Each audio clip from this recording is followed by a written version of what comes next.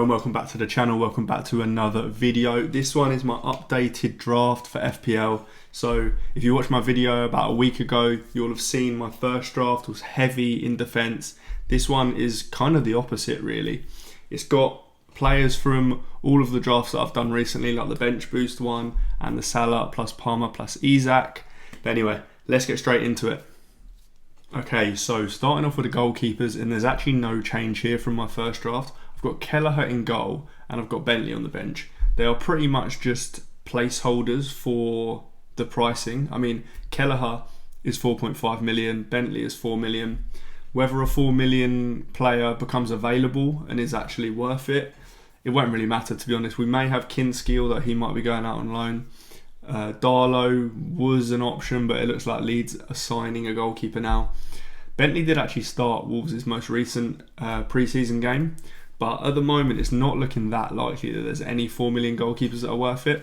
Regardless, I don't like spending money on the goalkeeper position, so I can't really see myself going with anything but a 4.5 million and a 4 million goalkeeper combination.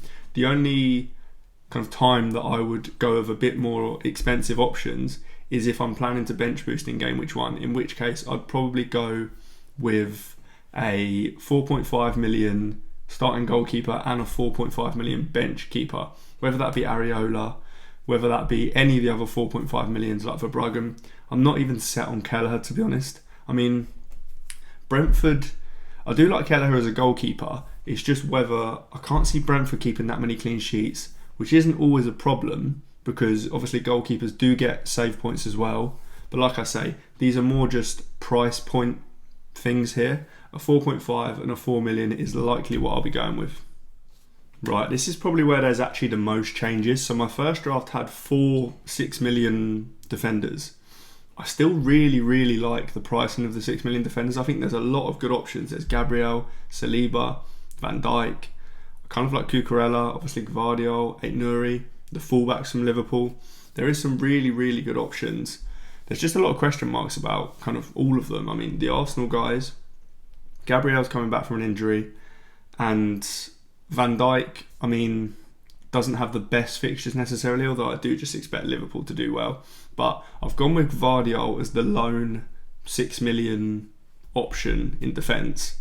I just think he's very safe to start the season. City's fixtures are pretty good. There'll be a good defence this year, so I've gone with him. If we think that Aït-Nouri is very likely to be quite nailed, then I could potentially go with him instead, but I prefer the safer option at the moment in Gvardiol. Then we've gone heavy on 4.5 million defenders. I think there's some really good ones. Wan-Bissaka, if you've watched any of my videos, you know how much I like him. He's kind of got it all. I mean, Cole Walker-Peters has come in now, so we will have to see if that affects Wan-Bissaka's positioning or minutes, but I'd be very surprised if Wan-Bissaka didn't play good minutes this season. And I do expect West Ham to improve. Now, I am a West Ham fan, so maybe that is slight bias, but if anything, I'm usually the other way with the bias. I do just think we will improve. Udogie, now he hasn't gone on Spurs' pre-season tour to Asia, so we won't get much of a pre-season look at him, which could be an issue, to be honest. Again, this is kind of just like a price point thing and a placeholder. He could be Van de Ven, he could be a plethora of other 4.5 midfield defenders, to be honest. So again, it's just price points that I'm trying to get at. I mean, it's a kind of balance between the 6 million defenders and the 4.5 ones.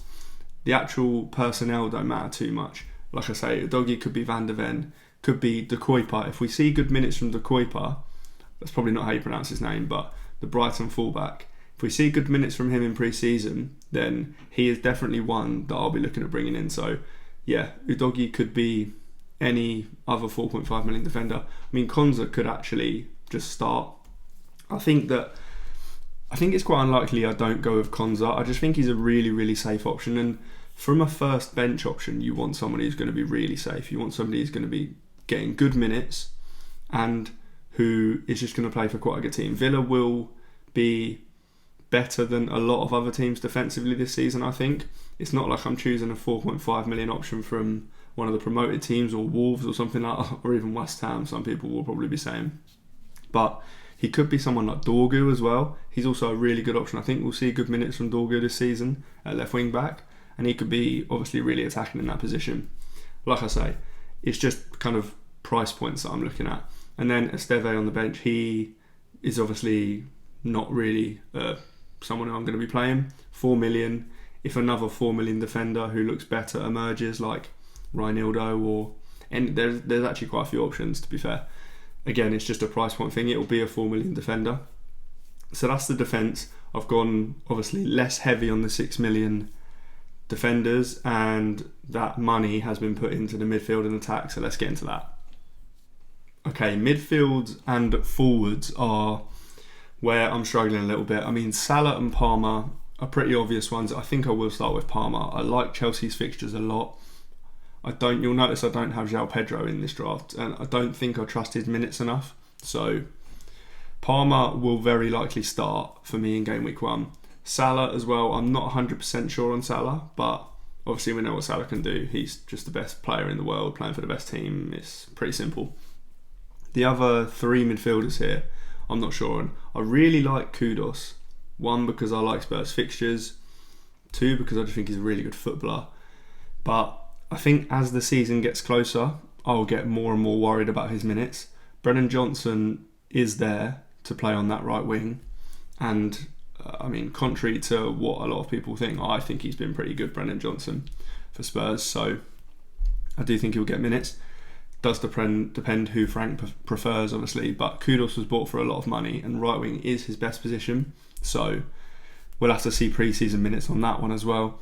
And I just think is a nice cheap option, given that he is on penalties and he's pretty good for the defensive contribution points. So he is one I like. He's got a good fixtures to start in Leeds away. Rodgers is one that I'm not set on at all. I really, really like him, don't get me wrong. I'm just finding it really tough to pick these kind of mid-priced or even cheap midfielders. I really, really like Villa's fixtures to start. That's why I've got Konsa, that's why I've got Rodgers. And I just think that he, aside from maybe Watkins if he stays, he'll be the most nailed in that team. There's other players that have kind of left around him, like Asensio was playing, Rashford was playing. Not sure what's going on with Leon Bailey.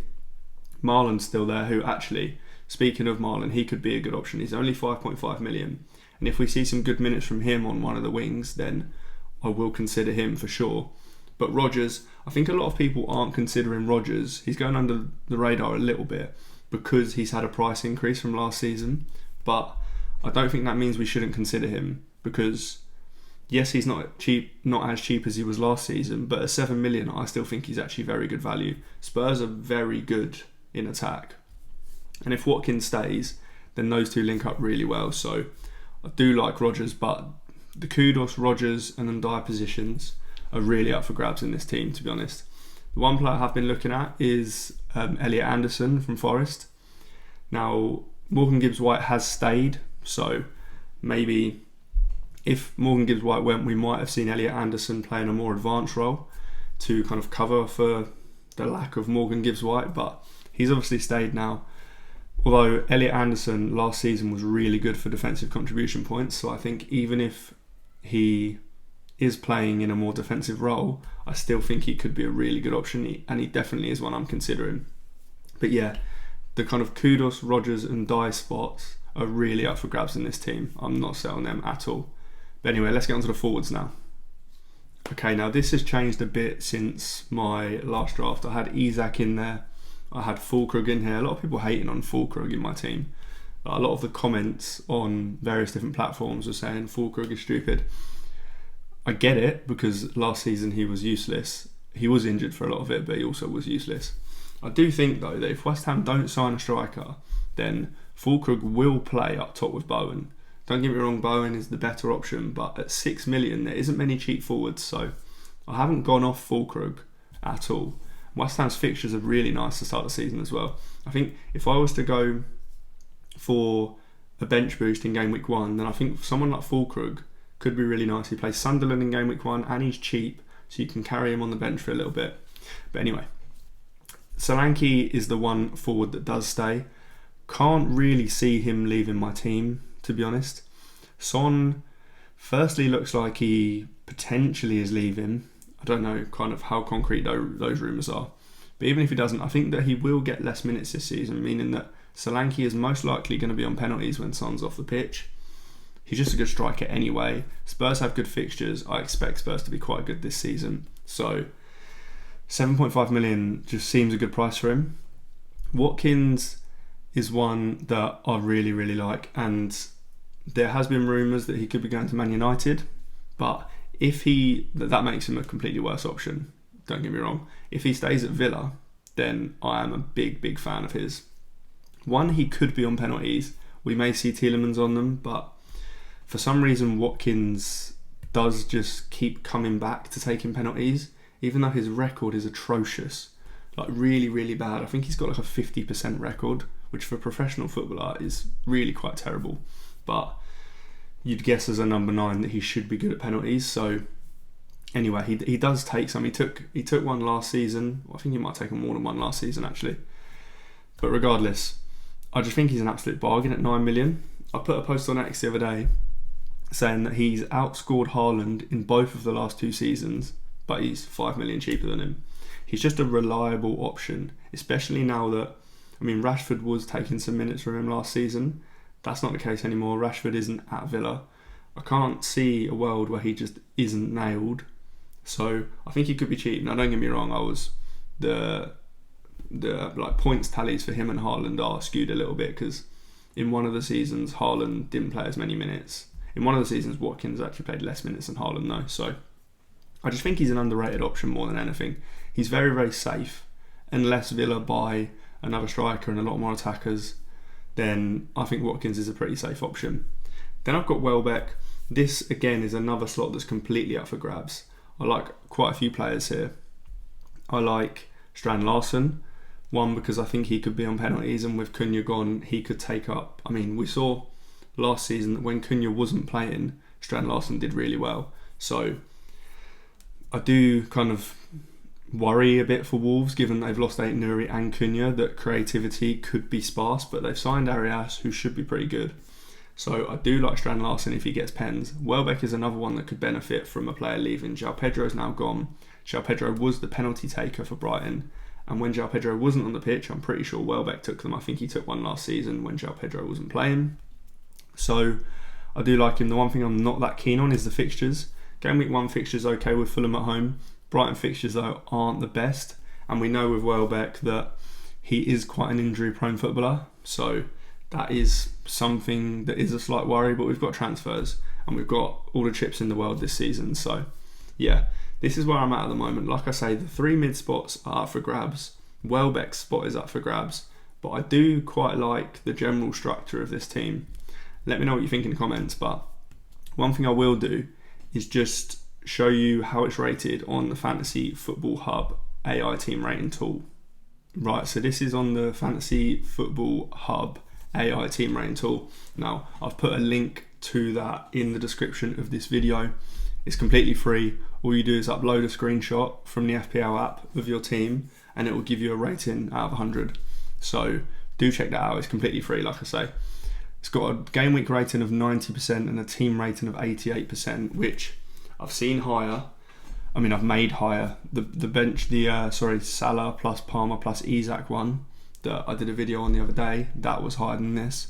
But I think there are a couple of positions where it doesn't like so much. Doggy, you can see there, the points after Burnley at home aren't the best. Although having said that, Rodgers are pretty good. Konza's again aren't great. So there are a few positions where I could upgrade here, although actually looking at it, so game week 1 I could play a Doggy, game week 2 I could play a Esteve, game week 3 I could play Konza, and then I've actually got a reasonable amount of points there. The rest of the team that's kind of good, it doesn't rate Welbeck too much. I don't know if it encompasses the fact that Welbeck could have penalties, but yeah, I've been playing around on this AI team tool and it's a pretty cool feature. I've been kind of trying to put my own stamp on the team, but also trying to get the percentage rating as high as I can. So yeah, do check it out. It's completely free. The link is in the description. That is all for this one. If you like the video, do hit like. Make sure you're following. Make sure you're subscribing.